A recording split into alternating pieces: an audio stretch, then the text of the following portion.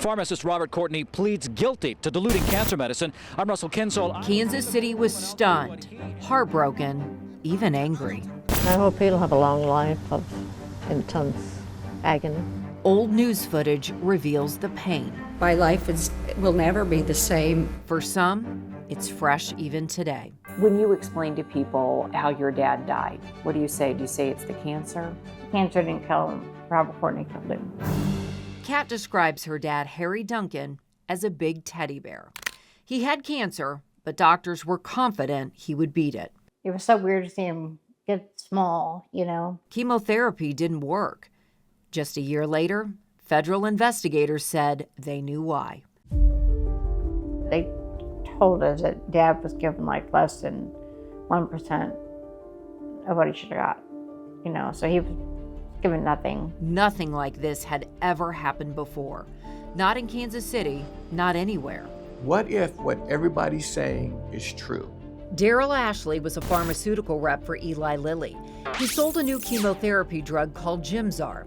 It promised fewer side effects, but information from nurses at a local doctor's office was remarkable. No one was getting sick. The results were almost too good to be true. The nurse would say, you should be excited because we're using so much of your drug. But the numbers didn't add up. We gotta just take a look at this here. Daryl Ashley tried to make sense of it for months.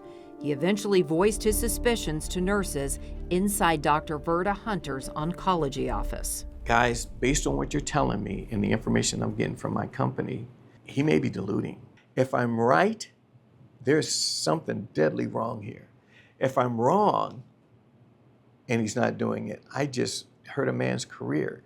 Hey Dave, Is it over 2,000? do you know how many calls we've gotten on the hotline so far? Even the FBI questioned if something this awful was truly possible. I thought that this could have been an error on the pharmacist or a mistake. Retired FBI agent Melissa Osborne worked the case.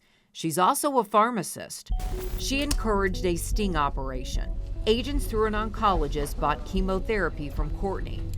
It was tested in under 24 hours. All of the covert purchases had anywhere from, I think, about around 28-30% down to almost 0%, just a mere trace, basically nothing. Courtney's pharmacy was raided and shut down. He initially admitted that he had diluted these medications for a small number of patients for several months because he had made a pledge to his church for $1 million, and he also had a very high tax bill and he needed a little bit of extra money.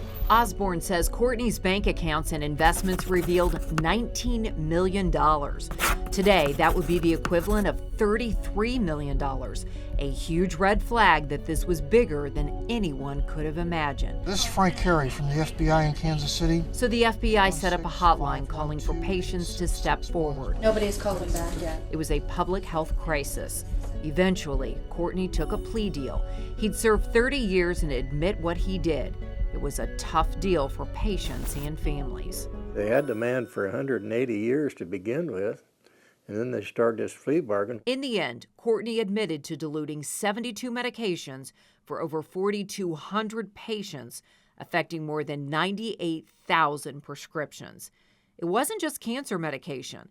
It was prescriptions for fertility treatments, diabetes, AIDS, and even eye drops. We're looking at greed because there's a lot of money involved in these medications, and he agreed with that. But then there were some medications that he actually tampered with that were like $5. What was Courtney's personality like when you're talking to him? How would you describe him? I truly believe he is a monster.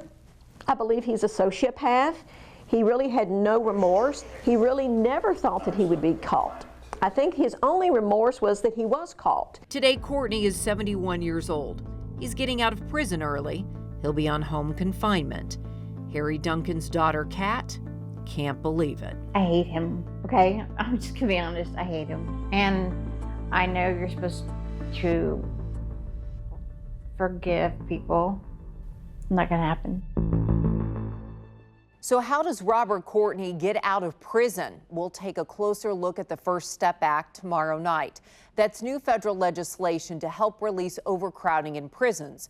Some nonviolent criminals qualify. The question for many is, How does Robert Courtney qualify? Angie Racono, KCTV5 News.